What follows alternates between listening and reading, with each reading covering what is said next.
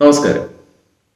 ജീവിതത്തിൽ ലക്ഷ്യങ്ങളും സ്വപ്നങ്ങളും ഒക്കെ ഉള്ളവരാണ് നമ്മളെല്ലാവരും.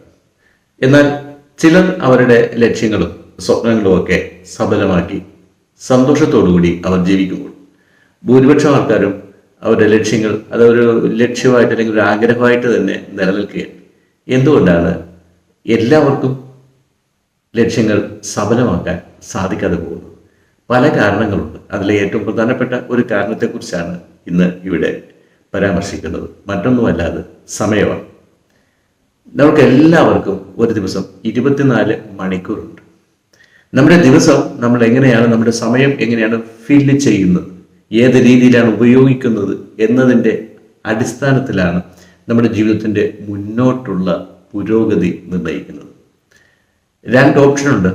ഒന്നുകിൽ നമുക്ക് സമയം ഫലപ്രദമായ രീതിയിൽ വിനിയോഗിച്ചുകൊണ്ട് നമ്മുടെ ഓരോ ലക്ഷ്യങ്ങൾക്കും വേണ്ടി അത് എത്രയ്ക്ക് കഠിനമാണെങ്കിലും അതിനുവേണ്ടി നിരന്തരമായി പ്രവർത്തിച്ചുകൊണ്ട് ആ ലക്ഷ്യം നേടുമെന്ന് പൂർണ്ണമായിട്ടും വിശ്വസിച്ചുകൊണ്ട് പ്രവർത്തിച്ച് മുന്നേറി ലക്ഷ്യങ്ങൾ നേടുവാനായിട്ട് സാധിക്കും. രണ്ടാമത്തേത് ഇതെന്നെ കൊണ്ട് സാധിക്കത്തില്ല എന്ന് പറഞ്ഞുകൊണ്ട് അല്ലെങ്കിൽ പിന്നീടാവട്ടെ എന്ന് ചിന്തിച്ചുകൊണ്ട് ഇത് ഈ മറ്റൊരു ദിവസത്തേക്ക് മാറ്റിവെച്ച് അല്ലെങ്കിൽ സമയം പാഴാക്കിക്കൊണ്ട് പ്രാധാന്യമില്ലാത്ത മറ്റ് കാര്യങ്ങൾക്ക് വേണ്ടി സമയം വിനിയോഗിക്കുന്നു.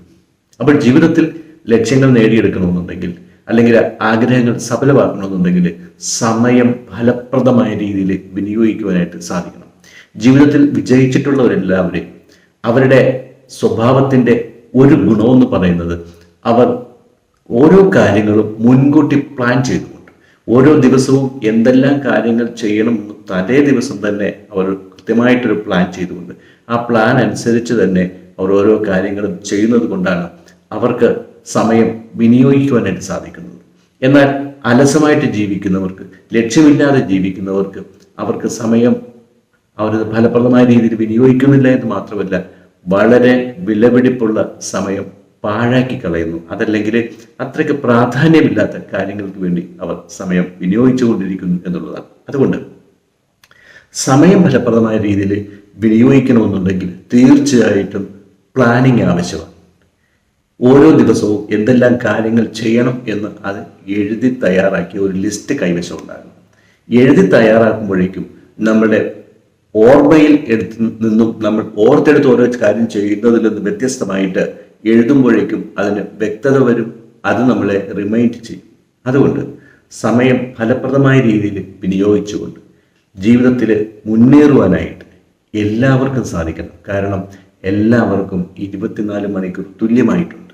നമ്മുടെ അധികാരികൾക്കാണെങ്കിലും ഉദ്യോഗസ്ഥർക്കാണെങ്കിലും ബിസിനസ്സുകാർക്കാണെങ്കിലും സംരംഭകർക്കാണെങ്കിലും അതേപോലെ തന്നെ ഉഴപ്പി നടക്കുന്നവർക്കും ഒരു ദിവസം 24 മണിക്കൂർ.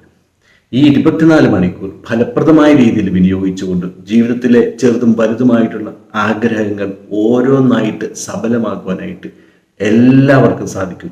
വേണ്ടുന്നത് എനിക്ക് മുന്നേറണം, എൻ്റെ ലക്ഷ്യങ്ങൾ സഫലമാക്കണം, അതിനു വേണ്ടി ഞാൻ എൻ്റെ സമയം ഫലപ്രദമായ രീതിയിൽ വിനിയോഗിക്കും എന്നുള്ള ഒരു ദൃഢനിശ്ചയമാണ്. ആ ദൃഢനിശ്ചയം ഇപ്പോൾ എടുക്കുവാനായിട്ട് സാധിച്ചാൽ തീർച്ചയായിട്ടും ജീവിതത്തിൽ വലിയ മാറ്റങ്ങൾ ഉണ്ടാകും. ഈ വലിയ മാറ്റം ഉണ്ടാകുവാനായിട്ട് ഈ ഒരു ചെറിയ തീരുമാനം എടുത്താൽ മതി. തീരുമാനം നമ്മുടേതാണ്, ജീവിതവും നമ്മുടേതാണ്. അതുകൊണ്ട് നമ്മൾക്ക് നല്ലതിന് വേണ്ടി, ഉയർച്ചയ്ക്ക് വേണ്ടി ചിന്തിക്കാം, പ്രവർത്തിക്കാം. നിങ്ങളുടെ എല്ലാവരുടെയും ജീവിതത്തിൽ എല്ലാവിധ ഐശ്വര്യവും എല്ലാവിധ നന്മയും ഉണ്ടാകട്ടെ എന്ന് ആശംസിക്കുന്നു. ഞാൻ PG റൈനോൾഡ്. ഇനിയും ഇതേപോലുള്ള വീഡിയോകൾക്ക് വേണ്ടി ഈ ചാനൽ സബ്സ്ക്രൈബ് ചെയ്യുക.